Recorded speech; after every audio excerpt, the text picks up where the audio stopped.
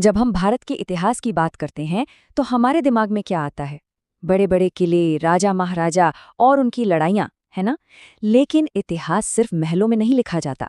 कुछ कहानियाँ जंगलों में पनपती हैं। उन योद्धाओं की कहानियाँ जिन्होंने आज़ादी के लिए सब कुछ दांव पर लगा दिया।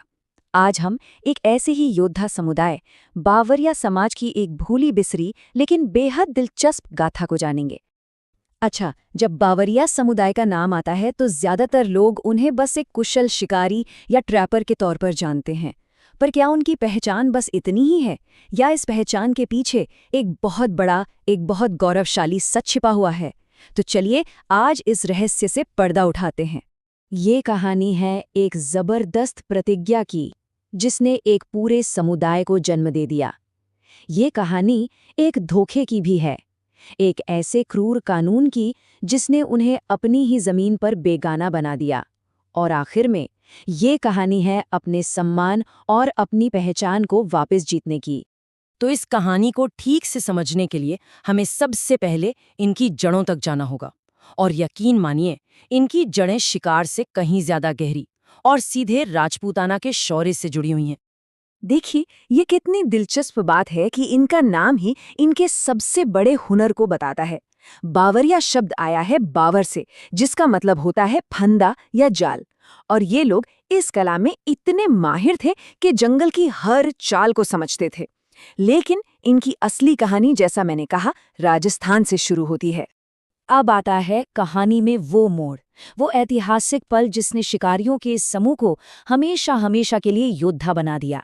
और ये सब शुरू हुआ चित्तौड़गढ़ के मशहूर किले से, एक ऐसी प्रतिज्ञा के साथ जो इतिहास बदलने वाली थी।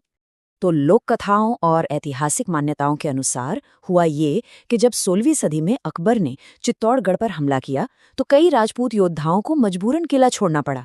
लेकिन उनमें से कुछ ने एक जबरदस्त प्रतिज्ञा ली कि जब तक चित्तौड़ आजाद नहीं हो जाता वो घर नहीं लौटेंगे, चैन से नहीं बैठेंगे। यही योद्धा जंगल में बस गए, महाराणा प्रताप की सेना का एक अहम हिस्सा बने और बावरिया कहलाए।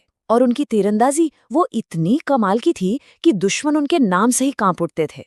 वो कोई आमने सामने की लड़ाई नहीं लड़ रहे थे, नहीं, वो छापामार युद्ध यानी गुरिल्ला वॉरफेयर के मास्टर बन चुके थे। जंगल उनका घर था और वो अपने इसी घर का फायदा उठाते थे। छिपकर हमला करना और पलक छपकते ही जंगल में गायब हो जाना, उनकी यही रणनीति मुगल सेना के लिए एक बुरा सपना बन गई थी। लेकिन इस गौरवशाली इतिहास पर ग्रहण लगने वाला था। ब्रिटिश राज के आने के साथ ही इन योद्धाओं की जिंदगी का सबसे मुश्किल और काला अध्याय शुरू हुआ। 1871 ये साल, ये सिर्फ एक तारीख नहीं है, ये इस समुदाय के इतिहास में एक गहरी जख्म की तरह है। इसी साल अंग्रेजों ने एक ऐसा कानून बनाया जिसने न सिर्फ इनकी आज़ादी छीनी बल्कि इनकी पहचान पर हमेशा के लिए एक दाग लगाने की कोशिश की। अंग्रेजों को उन लोगों से बहुत डर लगता था जो आज़ाद थे, जो झुकने को तैयार नहीं थे। और बावरिया समुदाय तो अपनी आज़ादी के लिए ही जाना जाता था। तो उनकी इसी बहादुरी को कुचलने के लिए अंग्रेजों ने क्रिमिनल ट्राइब्स एक्ट लागू कर दिया और उन्हें जन्म से ही अपराधी घोषित कर दिया। सोचिए, ये सिर्फ एक कानून नहीं था, ये एक पूरे वीर समुदाय के सम्मान पर सीधा हमला था।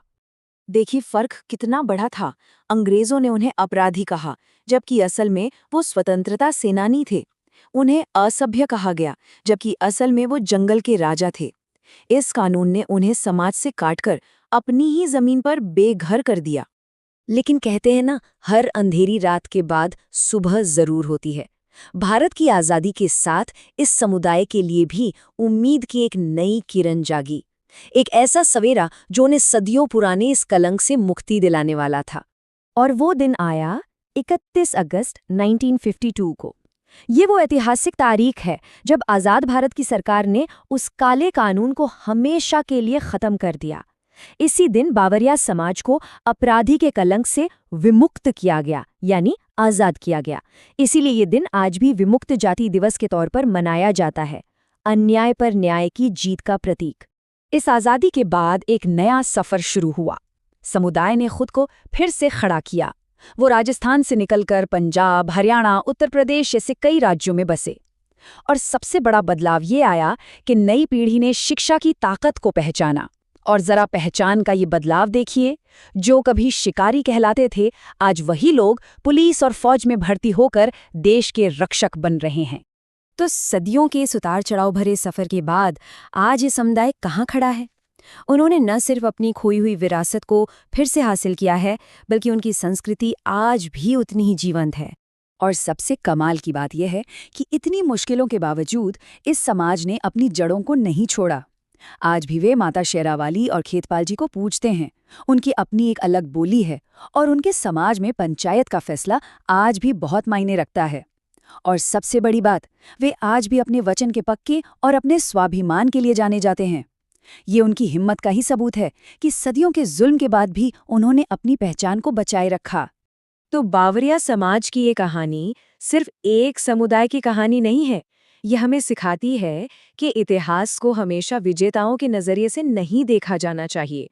और यह हमें एक बहुत जरूरी सवाल के साथ छोड़ जाती है। हमारे आसपास ऐसे और कितने समुदाय होंगे जिनकी असली कहानियां, जिनका असली गौरव कहीं दबा हुआ है और बस फिर से लिखे जाने का इंतजार कर रहा है?